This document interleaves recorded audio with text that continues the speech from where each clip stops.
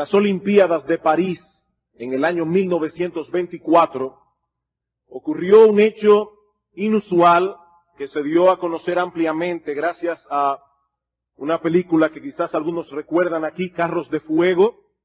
Ganó varios premios cinematográficos hace varios años atrás. El corredor escocés Eric Liddell se había estado entrenando para correr la carrera de los 100 metros.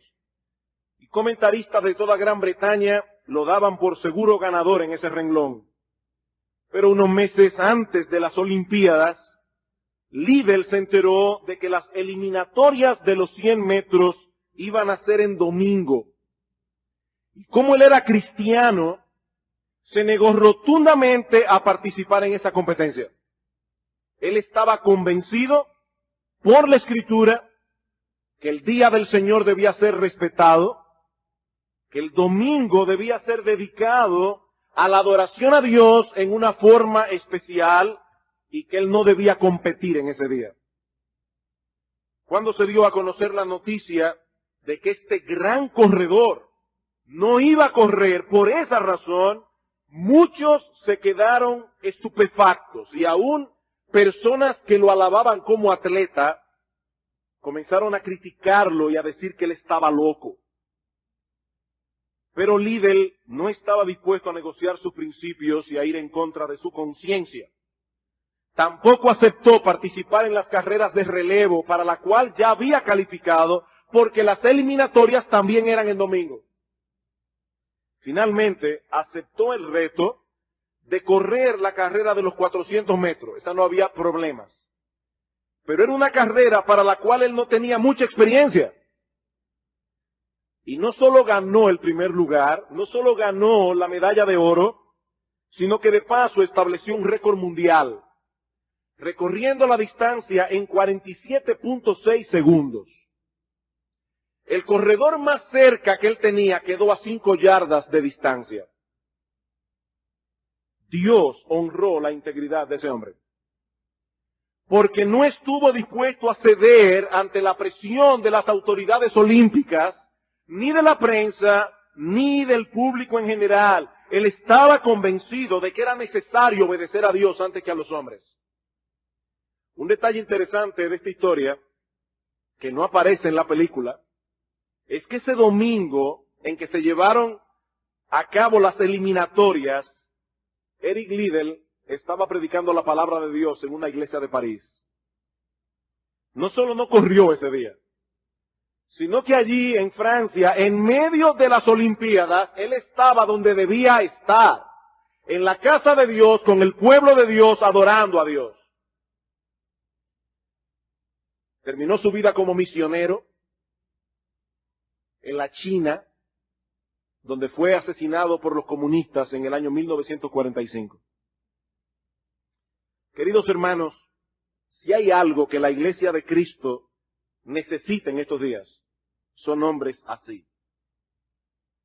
Hombres con esa clase de determinación y de coraje. Hombres que no estén dispuestos a violar sus conciencias, no importa el precio que tengan que pagar por ello. Muchos hoy día mantienen su rectitud hasta tanto no vaya en contra de sus intereses. Las convicciones no son convicciones si no estamos dispuestos a pagar el precio. Las convicciones no son convicciones si estamos dispuestos a sacrificarlas en aras de la comodidad y de la conveniencia. Estamos cantando ahora Castillo Fuerte Nuestro Dios, himno compuesto por Martín Lutero. Y dice la historia que Martín Lutero iba cantando ese himno cuando se dirigía a la dieta de Worms en el año 1521. Martín Lutero fue llamado a la dieta de Worms y se le pidió que se retractara de todo lo que él había escrito. Y delante del emperador Carlos V, primero de España, quinto de Alemania, delante de su hermano Fernando, delante de 6 electores, 28 duques, 11 marqueses, 30 obispos y 200 príncipes y señores, más las 5.000 personas que había en el lugar y todo lo que estaban mirando por las puertas y las ventanas, Martín Lutero pronunció estas famosas palabras: si no me convencen con testimonios sacados de las Sagradas Escrituras o con razones evidentes y claras, de manera que quedase convencido y mi conciencia sujeta a esta palabra de Dios, yo no quiero ni puedo retractar nada, porque no es bueno ni seguro para un cristiano obrar en contra de su conciencia. Heme aquí, no puedo hacer otra cosa, que Dios me ayude. Amén. Eso suena muy fácil al día de hoy. En ese momento, Lutero estaba desafiando a los dos hombres más poderosos de la tierra en aquellos días, al emperador y al papa. Al emperador y al papa, y todo por no violar su conciencia. Hace 2 domingos atrás, nosotros comenzamos a estudiar el libro de Daniel, donde se nos narra la historia de este joven y 3 amigos más, que teniendo apenas 14 o 15 años de edad, tuvieron que enfrentarse a un serio dilema de conciencia. Tan pronto llegaron a Babilonia, a donde llegaron como cautivos. Pero al igual que estos hombres del pasado, en medio de aquella situación tan difícil, supieron mantener su integridad, llegando en ocasiones a poner en riesgo sus propias vidas. Los invito a ir conmigo al libro de Daniel, Daniel capítulo 1, y vamos a leer los versículos 1 al 16, aunque solamente estaremos estudiando en esta mañana el versículo 8. Daniel capítulo 1, versículos 1 al 16, vamos a tomar todo el contexto. Dice: en el año 3 del reinado de Joacim, rey de Judá, vino Nabucodonosor, rey de Babilonia, a Jerusalén y la sitió. Y el Señor entregó en sus manos a Joacim, rey de Judá, y parte de los utensilios de la casa de Dios, y los trajo a la tierra de Sinar, a la casa de su Dios, y colocó los utensilios en la casa del tesoro de su Dios. Y dijo el rey a Aspenaz, jefe de sus eunucos, que trajese de los hijos de Israel, del linaje real de los príncipes, muchachos en quienes no hubiese tacha alguna, de buen parecer, enseñados en toda sabiduría, sabios en ciencia y de buen entendimiento, e idóneos para estar en el palacio del rey, y que les enseñase las letras y la lengua de los caldeos. Y le señaló el rey ración para cada día, de la provisión de la comida del rey y del vino que él bebía, y que los criase 3 años, para que al fin de ellos se presentasen delante del rey. Entre estos estaban Daniel, Ananías, Misael y Azarías, de los hijos de Judá. A estos el jefe de los eunucos puso nombre: a Daniel Belsasar, a Ananías Sadrach, a Misael Mesac y a Azarías Abednego. Y aquí nuestro texto: y Daniel propuso en su corazón no contaminarse con la porción de la comida del rey, ni con el vino que él bebía. Pidió por tanto al jefe de los eunucos que no se le obligase a contaminarse. Y puso Dios a Daniel en gracia y en buena voluntad con el jefe de los eunucos. Y dijo el jefe de los eunucos a Daniel: temo a mi señor el rey, que señaló vuestra comida y vuestra bebida, pues luego que él vea vuestros rostros más pálidos que los de los demás muchachos, que son semejantes a vosotros, condenaréis para con el rey mi cabeza. Me van a matar, dice el jefe. Entonces dijo Daniel a Melsar, que estaba puesto por el jefe de los eunucos sobre Daniel, Ananías, Misael y Azarías: te ruego que hagas la prueba con tus siervos por 10 días, y nos den legumbres a comer y agua a beber. Compara luego nuestros rostros con los rostros de los muchachos que comen de la ración de la comida del rey, y haz después con tus siervos según veas. Consintió pues con ellos en esto y probó con ellos 10 días. Y al cabo de los 10 días, pareció el rostro de ellos mejor y más robusto que el de los otros muchachos que comían de la porción de la comida del rey. Así pues, Melsar se llevaba la porción de la comida de ellos y el vino que habían de beber, y les daba legumbres. Como hemos visto ya en los sermones anteriores, esta es la historia que tenemos aquí. El rey Nabucodonosor conquistó Jerusalén en el año 605 a.C. y se llevó a Babilonia a un grupo de cautivos, entre los cuales estaban Daniel y sus amigos. el imperio babilonio se había convertido en poco tiempo en la mayor potencia militar de aquellos días. Pero eso trajo como consecuencia que rápidamente el número de los conquistados era mayor que el número de los conquistadores.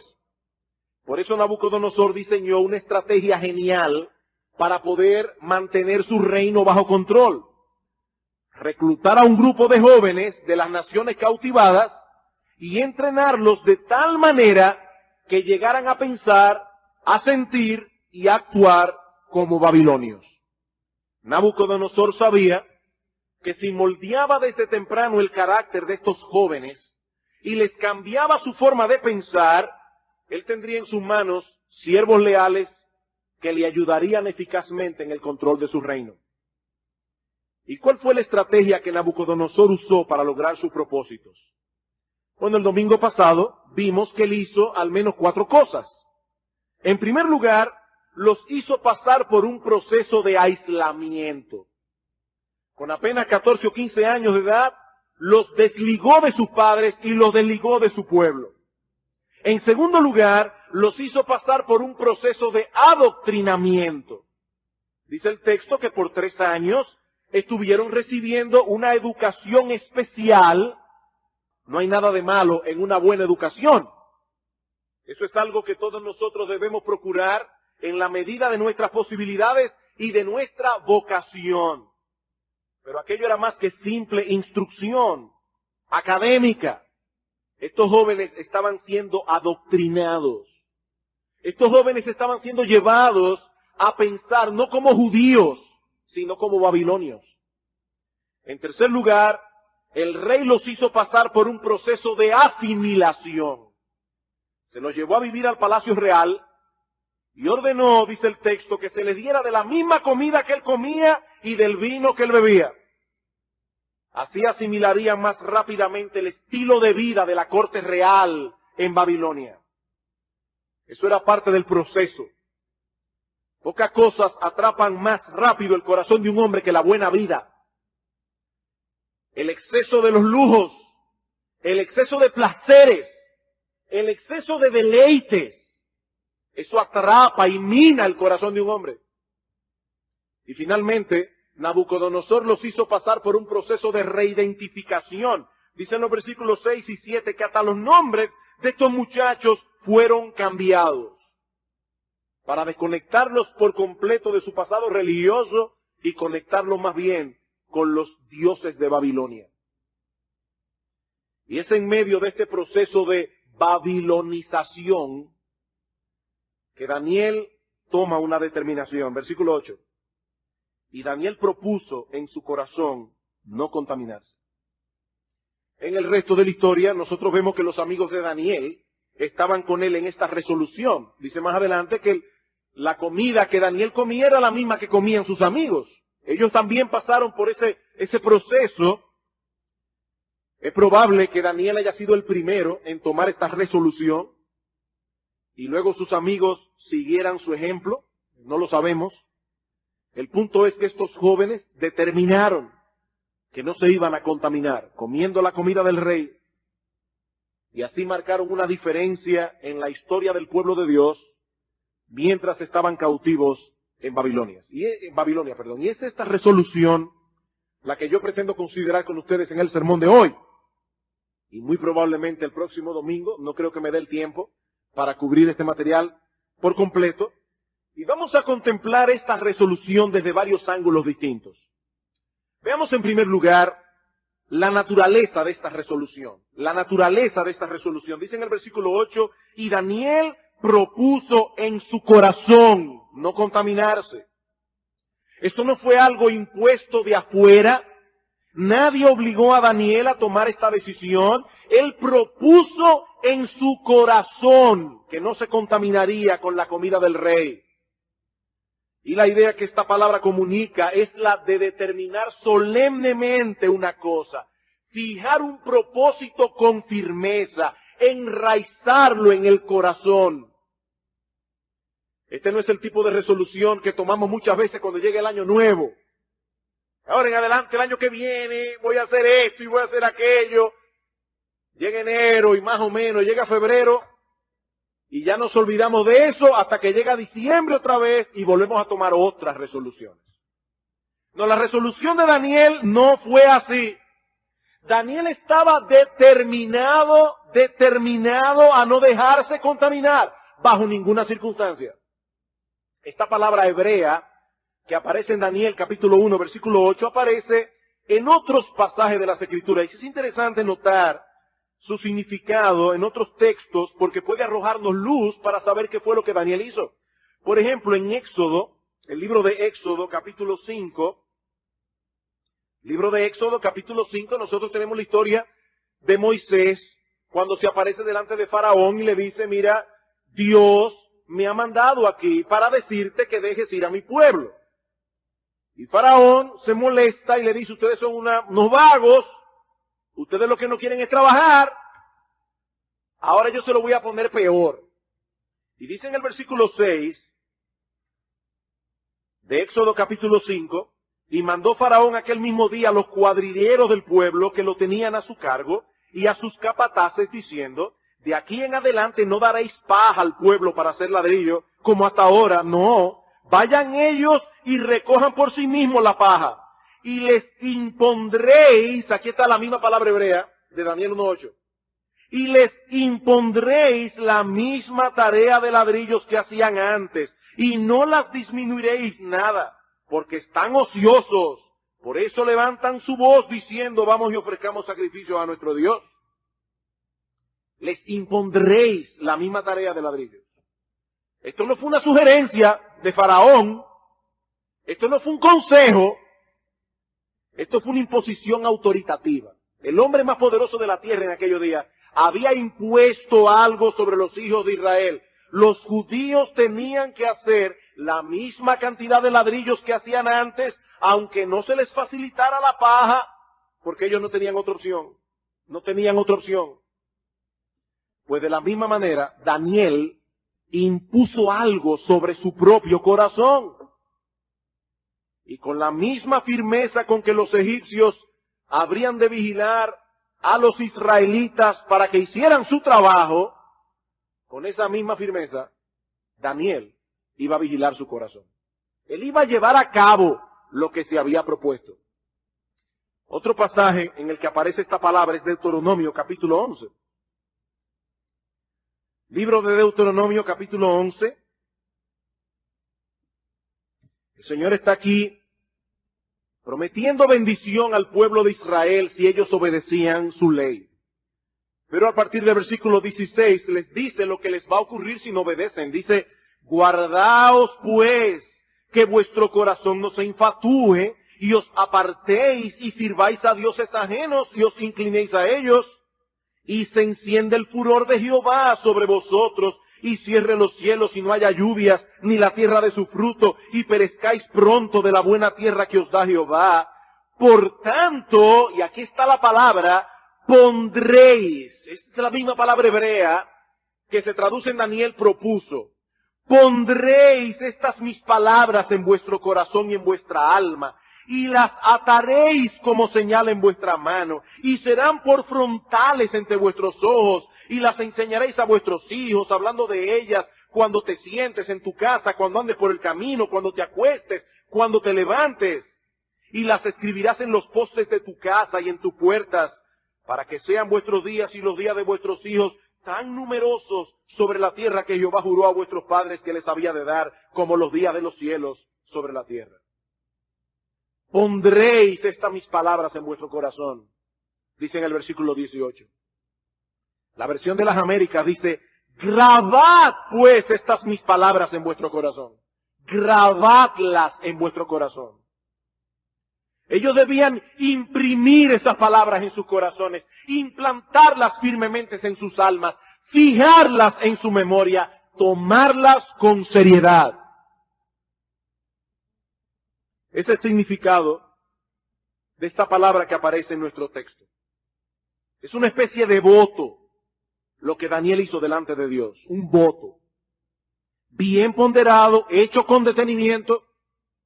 Sus palabras no fueron el producto de un arrebato emocional del momento.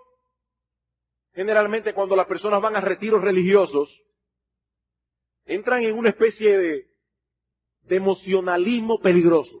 Y ahí se prometen cosas. De ahora en adelante yo voy a hacer esto y voy a hacer lo otro. Y mira Dios. Se acaba el retiro, vuelven a su casa y vuelven a ser la misma gente de antes. Las mismas personas de antes. No, Daniel no propuso lo que propuso en medio de un arrebato emocional. Él sabía lo que estaba haciendo. Y muy probablemente consideró el precio que iba a tener que pagar. Y aún así lo hizo. Y aún así lo guardó.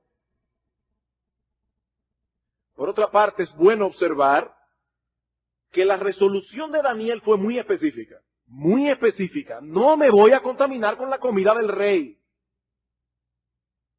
Alguien decía que Satanás no tiene problema alguno con nuestras resoluciones siempre que sean generales. Ahí no hay problema. Este año voy a ser un mejor cristiano. O este año voy a ser un mejor esposo o una mejor esposa. Satanás no tiene problema con resoluciones así. Son demasiado generales. La pregunta es, ¿cómo? ¿Cómo tú vas a ser un mejor cristiano? ¿Cómo tú vas a ser un mejor esposo? ¿Cómo tú vas a ser una mejor esposa? Cosas específicas. Daniel dijo, yo no voy a comer de esa comida. Yo no voy a beber de ese vino. Una cosa muy específica. Bueno, yo me voy a levantar todas las mañanas a esta hora y a esta hora voy a leer la Biblia y voy a leerla de esta y esta manera y me propongo este año ver menos horas de televisión y leer más libros edificantes y esta es la lista de libros que yo voy a leer. Cosas específicas.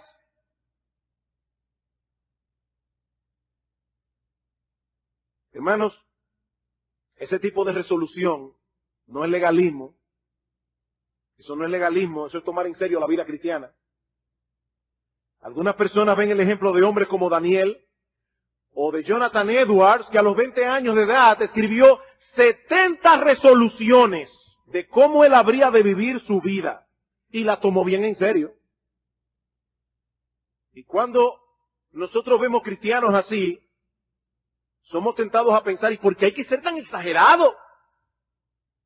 Es bueno ser cristiano y es bueno creer en Dios, pero no se puede ser tan fanático. Mi amigo, aquí no estamos hablando de fanatismo, estamos hablando de fidelidad y una cosa no tiene que ver con la otra. El fanatismo, un fanático, es aquel que actúa en una forma irracional, movido por un impulso religioso que no tiene base alguna en la palabra de Dios. Eso es un fanático. Pero lo que tenemos aquí es el caso de un hombre que tomó la determinación de vivir para Dios y de obedecer a Dios en todas las áreas de su vida. ¿Y saben una cosa?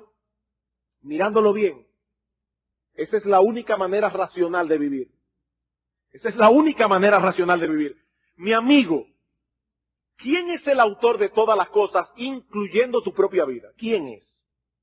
¿Quién mantiene tu corazón latiendo y tu sangre circulando por tus venas? ¿Quién? ¿Quién es el dueño del aire que respiras? ¿Quién es el que sostiene el universo y todas las cosas que hay en él? ¿Quién? ¿Quién es el que sabe cómo funcionan mejor todas las cosas? ¿Quién es? ¿Acaso no es Dios? ¿Qué tiene de irracional entonces vivir para Él y hacer las cosas como Él manda? ¿Qué tiene eso de irracional? Piénsalo bien. Piénsalo bien. Daniel tomó la resolución que tomó porque él sabía que su vida le pertenecía a Dios. Y él sabía que ese Dios es un Padre sabio y es un Padre bueno y que todas las cosas que Él ordena, las ordena para nuestro bien. Daniel sabía eso. Dice el salmista en el Salmo 119, versículo 44, guardaré tu ley siempre, para siempre y eternamente, y andaré en libertad, porque busqué tus mandamientos. Andaré en libertad, porque busqué tus mandamientos. Algunas personas ven la ley de Dios como una camisa de fuerza. Oye, pero es que uno no se puede mover para ningún lado. No, la ley de Dios no es una camisa de fuerza. La ley de Dios es lo que nos da libertad. Por eso dice David en otro lugar, en el Salmo 19, versículo 8, los mandamientos de Jehová son rectos y alegran el corazón. Son rectos y alegran el corazón.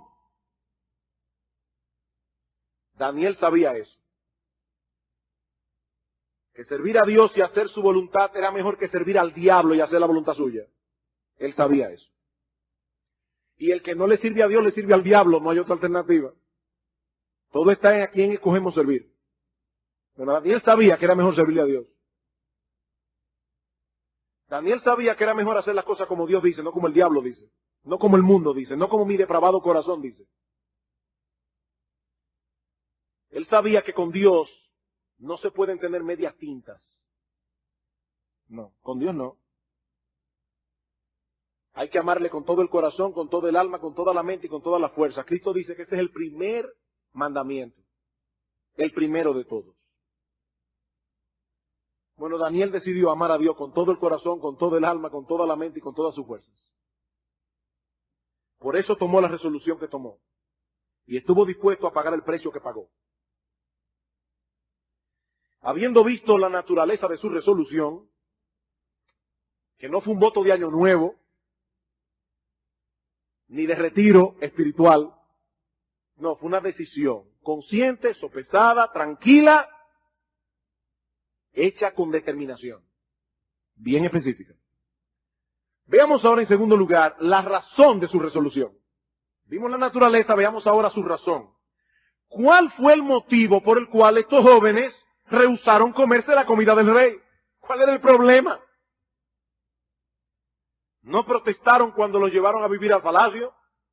¿No protestaron cuando los reclutaron al nuevo programa de entrenamiento? ¿No protestaron cuando les cambiaron los nombres? Pero cuando llegaron al punto de la comida decidieron no transigir. ¿Por qué?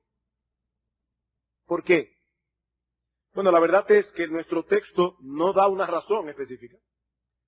Pero podemos aventurarnos a dar algunas sugerencias. Por un lado, como decíamos en el sermón anterior, esta comida que era servida en la mesa del rey era dedicada primeramente a los dioses babilonios. Así como nosotros los cristianos damos gracias a Dios por los alimentos, bueno, de igual manera, esta gente relacionaba la comida con su religión. Para ellos, comer era un acto religioso y ellos ofrecían su comida primero a los dioses babilonios. Por lo tanto, participar de estos alimentos hubiese sido una identificación con ellos en su idolatría. La ley mosaica era muy clara. Los israelitas debían abstenerse de todo acto idolátrico, incluyendo el hecho de comer con conocimiento una comida que haya sido previamente sacrificada a los ídolos. Es muy probable que Daniel y sus amigos quisieran dejar claramente establecido que ellos no tenían nada que ver con los ídolos de Babilonia. No nos mezclamos con eso. Por otro lado, también es probable que algunos de estos alimentos no fueran kosher, es decir, no se conformaran con las leyes dietéticas que Dios había establecido para su pueblo en el Antiguo Testamento. Ellos no podían comer ciertas carnes, no podían comer carne de puerco, por ejemplo, no podían comer carne con sangre. Había que preparar los alimentos de cierta manera. Y hermanos, aunque esas leyes no están vigentes para los cristianos hoy, no están vigentes, cómase su puerquito sin problema, que ya el Nuevo Testamento no tiene esa ley. Aunque esas leyes no están vigentes hoy, el principio que hay detrás sí se aplica. ¿Y cuál es el principio? Que nosotros debemos comer y beber para la gloria de Dios, dice Pablo en 1 Corintios capítulo 10, versículo 31. Si pues coméis o bebéis o hacéis cualquier otra cosa, dice Pablo, hacedlo todo para la gloria de Dios. Para Daniel y sus amigos, eso significaba no comer ciertas cosas. ¿Y para nosotros? Bueno, nosotros también tenemos principios en la Escritura que regulan nuestro comer. Para nosotros significa cuidarnos de la glotonería. Un cristiano glotón es una contradicción de términos. Para nosotros significa mostrar gentileza y buenas maneras en la mesa, como seguramente lo hacía Cristo cuando estaba sobre la tierra. Eso significa ser considerado con los demás a la hora de servirnos. Hay 4 piezas de pollo y nos servimos 3, y los demás que se la arreglen con una. Eso no es cristiano. Son principios que nosotros debemos tomar en consideración a la hora de comer para la gloria de Dios. Aún hasta es posible que en ciertos lugares tengamos que abstenernos de ciertos alimentos para no ser tropiezo a otros. Aún hasta eso, hermanos. Aún hasta eso. Algo más que pudo haber estado en la mente de estos jóvenes en Babilonia era que ellos debían guardarse de la seducción que esa comida podía significar para ellos en el contexto en que estaban. Tal vez Daniel y sus amigos percibieron que detrás de todos esos privilegios, que detrás de todas esas bondades de Nabucodonosor, los estaban tratando de seducir para que rebajaran sus estándares morales y llegaran a ser hombres mundanos, acostumbrados a la buena vida, al placer, al deleite. O tal vez era posible que lo que el rey estaba tratando de hacer era que ellos se sintieran obligados con sus nuevos benefactores. Ay, es que nos tratan tan bien en este palacio y nos dan toda esta comida. ¿Cómo ahora nosotros vamos a dejar de hacer lo que ellos quieren que hagamos? Tal vez Nabucodonosor pensaba que esos jóvenes tenían un precio. Nabucodonosor, con todos esos regalos, estaba comprándole sus almas. Y Daniel dijo, conmigo no. Conmigo no. Yo no voy a ser babilonizado. Me quieren entrenar, que me entrenen. Y voy a usar ese mismo entrenamiento para servir al Señor. No hay problema. Me quieren cambiar el nombre, no hay problema. Llámame Juanito Trucupey, como tú quieras. Ahora, no pretendas que yo viole ni un solo de los mandamientos de Dios. Eso no. Esa es mi línea. Ahora, hermanos, haya sido por la razón que fuera, el punto es que estos jóvenes adolescentes fijaron un límite, una línea de separación, y manifestaron en aquel momento una increíble madurez y un tremendo coraje. Estamos hablando de un joven de 14 o 15 años. Madurez para determinar en qué cosas podemos transigir y en cuáles no. Coraje para llevar esa determinación hasta sus últimas consecuencias. Si no hay un asunto moral de por medio, podemos considerarlo. Pero si tenemos que violar la ley de Dios, ya no hay nada más que hablar. Eso está fuera de discusión. Ahora es muy fácil leer esto en el capítulo 1 de Daniel. Yo quiero invitarlos a que ustedes se vayan conmigo a Babilonia. Yo quiero invitarlos a que ustedes en su imaginación se trasladen conmigo al palacio de Nabucodonosor. Y vamos a imaginar lo que ocurría cada día cuando estos muchachos se sentaban a la mesa a comer. Mientras los demás participaban de la comida y del vino del rey, Daniel y sus amigos, agua y ensalada. Si hay algo que los muchachos detestan, es la ensalada, generalmente. Daniel, agua y ensalada. Y así fue probablemente durante los 3 años que duró el entrenamiento. 3 años, ensalada y agua los 7 días de la semana. Y los demás comiendo carne, langosta, pescado. Y mirándolos a ellos como unos tipos raros, como unos extremistas insufribles, y seguramente burlándose. Hermanos, se necesita mucho coraje para soportar una situación así. Muchachos de 14 y 15 años. Los padres de Daniel no estaban allí, ni los de Ananías, ni Misael, y Azarías. Allí no había iglesia, ni habían pastores. Ellos actuaron así por convicción. Era muchacho con pantalones, no como, que yo no sé que mis amigos. No. Daniel y sus amigos tenían pantalones. Eran hombres, que es lo que falta en el día de hoy, hombres, que sean hombres. Hombres con determinación y coraje, que saben lo que quieren aunque se pinche el mundo. No eran enclenques, no. Hombres con 14 años y eran hombres. ¿Y qué me van a decir mis amigos que yo soy vegetariano?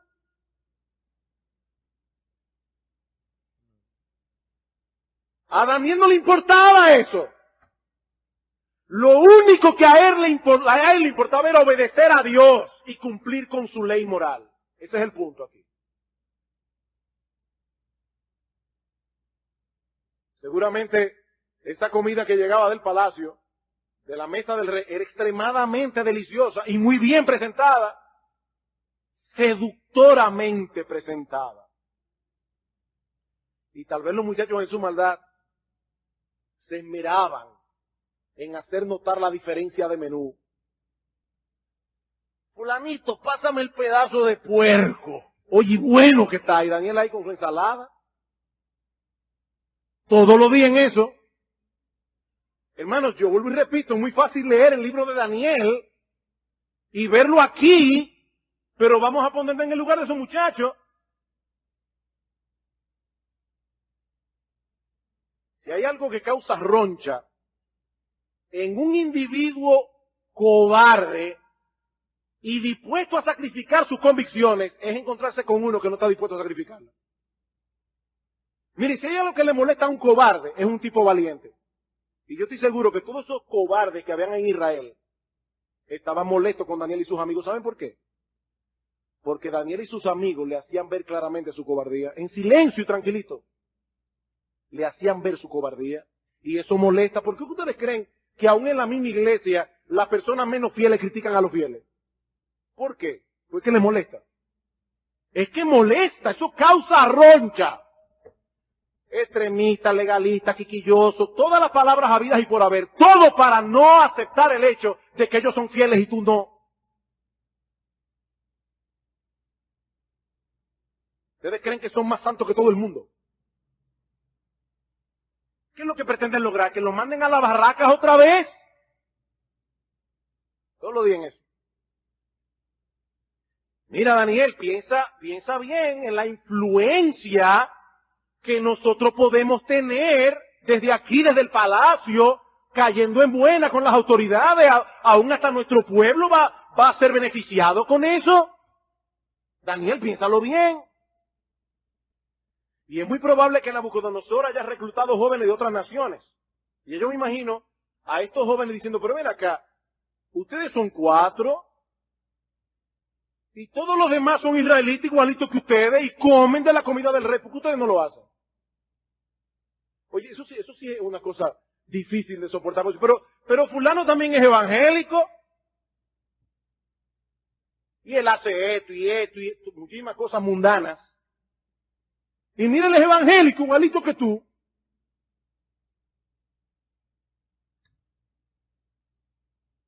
Yo le voy a dar cuenta a Dios por mi vida, no por la vida de fulano.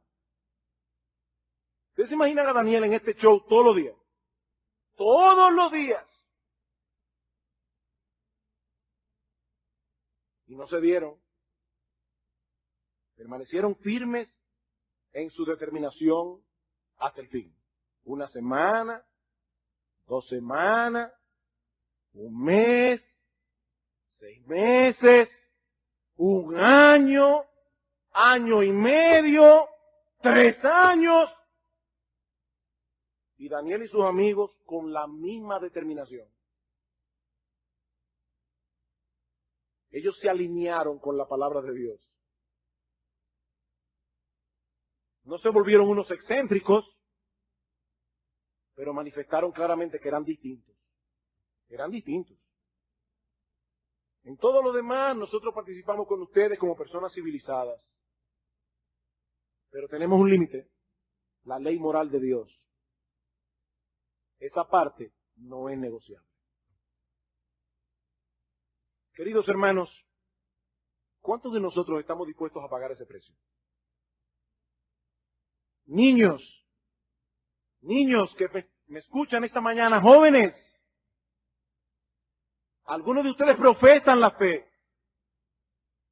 Y yo les pregunto, ¿están pagando ese precio en la escuela, en la universidad, en el barrio, con los amigos? ¿Están dispuestos a perder vuestra popularidad con tal de ser fieles a Dios? Y no necesariamente cosas muy trascendentales. No, puede ser en medio de una reunión donde a alguien se le ocurre hacer un chiste indecente y todo el mundo lo celebra menos tú. O puede ser que los demás muchachos en la escuela están planificando hacer algo que no deben hacer y nosotros decidimos que no vamos a participar, aunque se alejen de nosotros, aunque nos burlen. Por eso es que la Biblia enseña que los cobardes no entrarán en el reino de los cielos. No, los cobardes, imposible. La fidelidad y el coraje son dos virtudes que caminan de la mano. Esa es la razón por la que muchas personas, y de manera particular muchos jóvenes, que saben que el Evangelio es la verdad, que saben que Jesucristo es el Hijo de Dios, que saben que hay un cielo que ganar y un infierno del cual huir, no se convierten al Señor. No se convierten. ¿Saben por qué? Porque no están dispuestos a pagar ese precio. Son unos cobardes. Y los cobardes no entrarán. Dice claramente en el libro de Apocalipsis, capítulo 21, versículo 8, pero los cobardes e incrédulos, los abominables y homicidas, los fornicarios y hechiceros, los idólatras y todos los mentirosos tendrán su parte en el lago que arde con fuego y azufre, en el infierno. Una lista horrible de pecados. ¿Quiénes son los primeros? Los cobardes y los incrédulos. Los primeros, por encima de los fornicarios, de los hechiceros, los cobardes y los incrédulos. Daniel y sus amigos tuvieron el coraje de establecer sus límites y permanecer solos si era necesario, pero no iban a violar su conciencia. Decidieron tomar el camino difícil, por el que no transita mucha gente. Salir del montón, porque estaban convencidos de que no podían desobedecer a Dios. Y nos preguntamos, ¿cómo es posible que 4 jóvenes adolescentes hayan actuado así? ¿Cómo se puede desarrollar semejante firmeza a una edad tan temprana? Eso nos lleva a nuestro tercer y último encabezado, que vamos a comenzar a ver en este día. Ya vimos la naturaleza de esta resolución, las razones que ellos hubiesen podido tener para tomarla. Veamos ahora, en tercer lugar, la fuente de esta resolución. La fuente de esta resolución. Esta decisión que Daniel y sus amigos tomaron no surgió de la nada, repentinamente. No, hermanos. Varios factores se conjugaron para que ellos tomaran esta determinación en el momento de la prueba. Y el primero de todos estos factores es, sin duda alguna, la gracia de Dios. La gracia de Dios.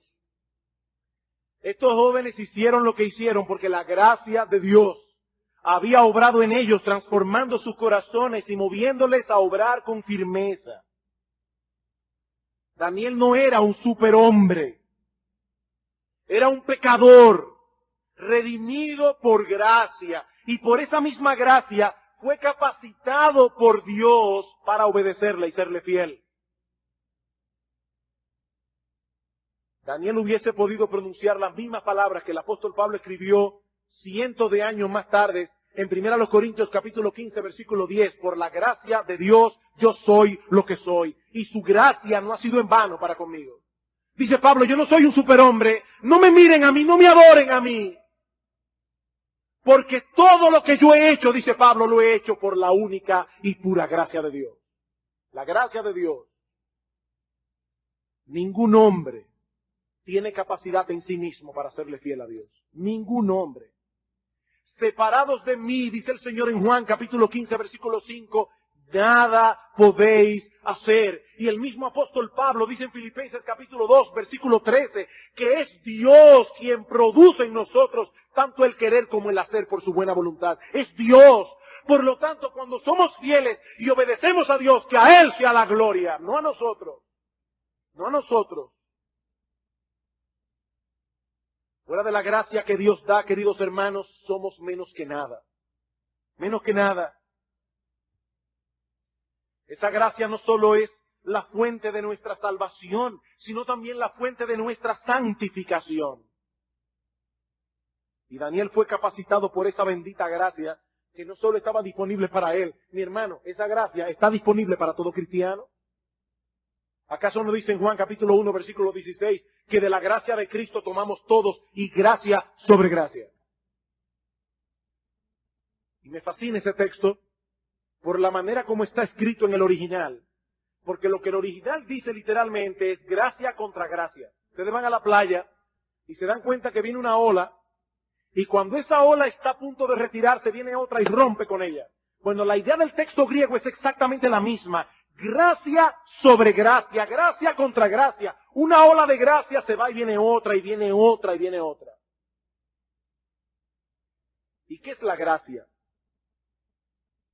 Gracia es aquello que mueve a Dios a hacerle bien a personas que no lo merecen. Más aún, a personas que merecen lo contrario. A personas que merecen lo contrario.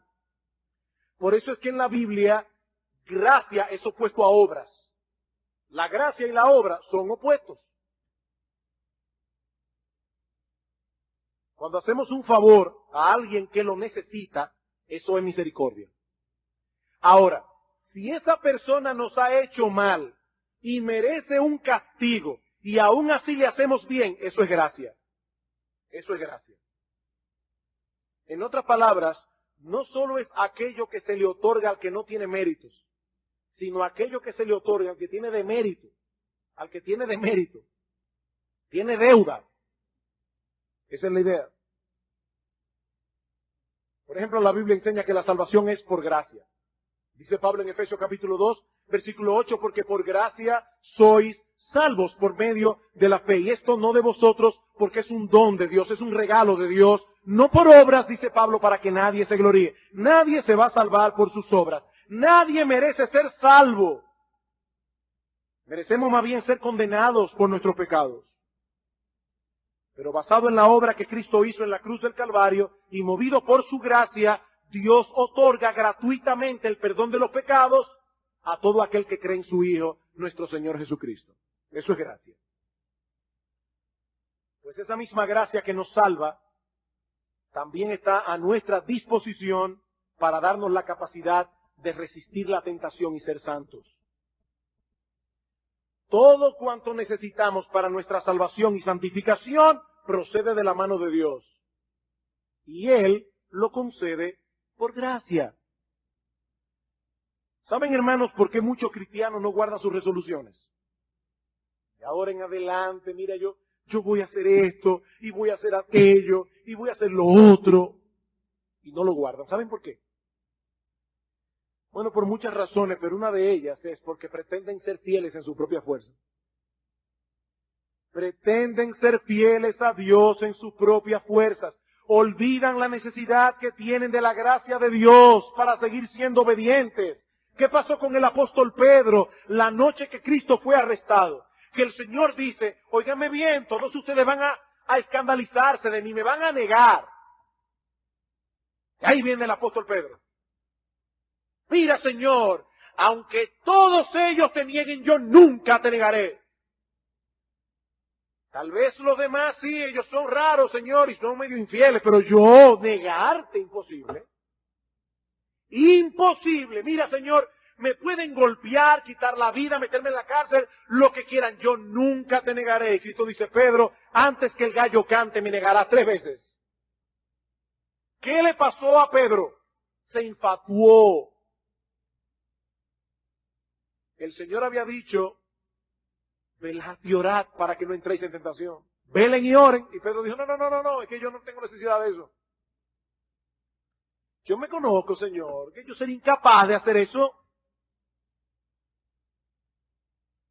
Y lo negó. Lo negó.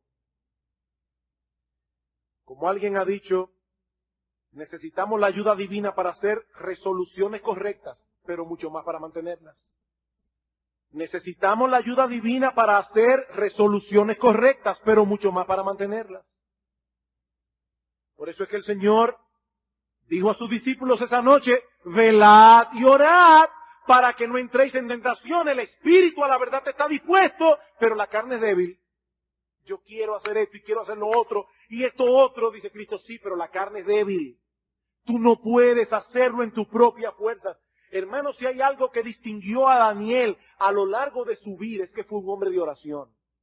Un hombre de oración. Daniel sabía que él no podía confiar en sí mismo. Y por eso acudía continuamente al trono de la gracia para clamar por la asistencia de Dios. Es indudable que este hombre vivió una vida extraordinaria. Pero ¿saben qué? Llama poderosamente la atención al estudiar el libro de Daniel, que la mayoría de las veces el socorro de Dios vino a él en una forma ordinaria. ¿Cómo así? Bueno, nosotros tenemos el caso cuando Daniel fue echado en el foso de los leones y Dios tapó la boca de los leones. Bueno, eso es una manera extraordinaria en que Dios preservó la vida de Daniel. Pero hermanos, ¿saben algo?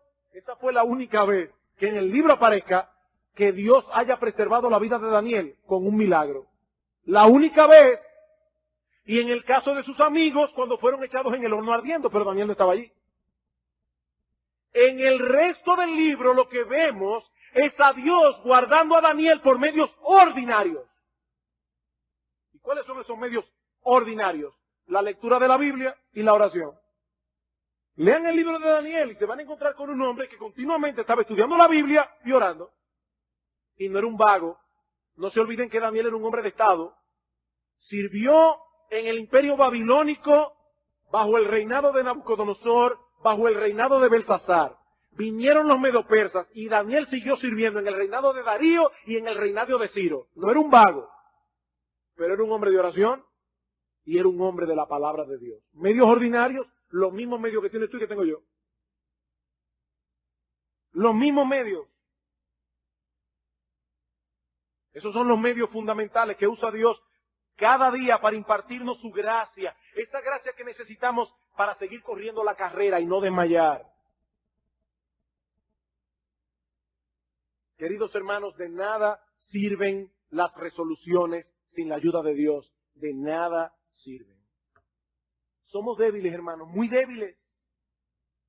Pero nuestro Dios es todopoderoso. Todopoderoso. Y por su gracia podemos perseverar. El libro de Daniel nos presenta la historia de un hombre fiel.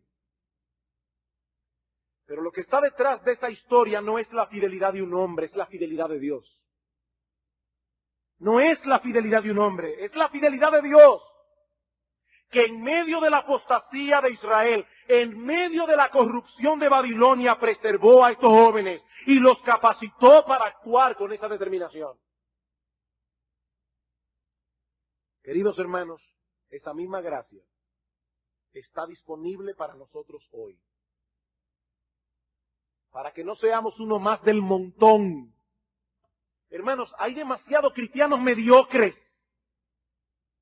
La gracia de Dios está a nuestra disposición para que no seamos uno más. Uno más del montón. Un mediocre más. Hermanos, Dios está en contra de la mediocridad.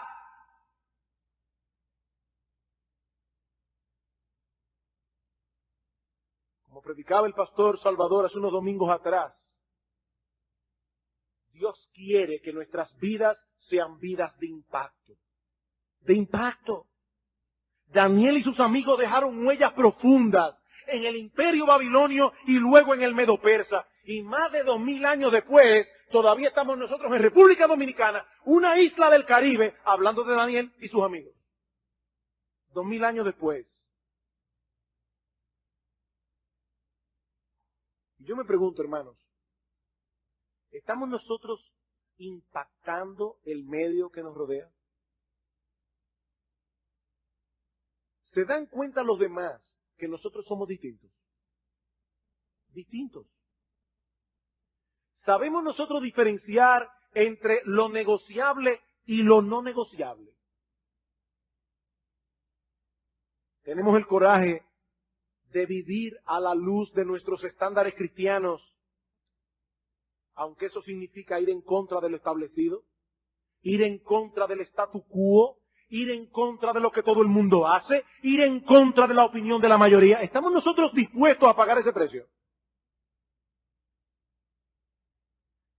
Para eso necesitamos sabiduría, coraje, una fe inquebrantable en Dios y en su palabra, pasión por Dios y por su reino.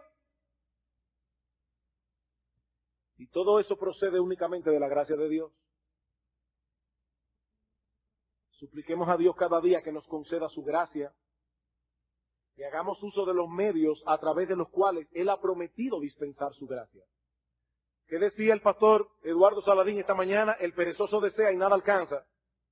No usa los medios. Ay, yo quisiera tener una mejor casa, un mejor carro. Trabaja. Ay, yo quisiera tener una mejor vida espiritual. Yo quisiera ser mejor esposo, mejor esposa. Yo quisiera ser un cristiano más fiel. Usa los medios que Dios ha prometido bendecir para dispensar su gracia. Pedid y se os dará, dice el Señor. Buscad y hallaréis. Llamad y se os abrirá. Y no olvidemos lo que decíamos hace unos domingos atrás, que cuando el Señor dice pedid y se os dará, Él no estaba pensando en un crucero por el Mediterráneo, ni una casa con piscina. Él estaba pensando en el Sermón del Monte y todo lo que en ese sermón se demanda del cristiano. Y dice Cristo, tú quieres vivir así. Pedid y se os dará, buscad y hallaréis, llamad y se os abrirá. Porque todo aquel que pide recibe, y al que busca halla, y al que llama se le abrirá. La semana próxima continuaremos con otras cosas que no pudimos tocar hoy por causa del tiempo. Solo quiero añadir para finalizar unas breves palabras a las personas que están aquí sin Cristo. Mi amigo, esta gracia divina que capacitó a Daniel para ser el hombre que fue, esa misma gracia puede transformarte hoy a ti. Si vienes a Cristo en arrepentimiento y fe, clamando por misericordia, clamando que Él perdone tus pecados. Esa misma gracia. La salvación es por gracia, mi amigo, por medio de la fe. Un regalo que Dios da a personas que no lo merecen, a personas que reconocen que no lo merecen, a personas que reconocen que merecen más bien ser condenados por causa de sus pecados. Fue para salvar a pecadores que Cristo murió en la cruz del Calvario. Pecadores.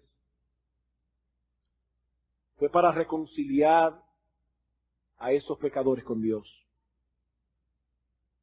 Y en base a esa obra de redención que Cristo llevó a cabo con su vida, con su muerte y con su resurrección, ahora anunciamos salvación gratuita para todo aquel que cree. Gratis. Porque ya Cristo pagó el precio. No desprecies la gracia de Dios, mi amigo. Porque estás desechando la oportunidad de tener a Dios por Padre. Y lo que es aún peor, algún día te presentarás delante de Él como tu juez.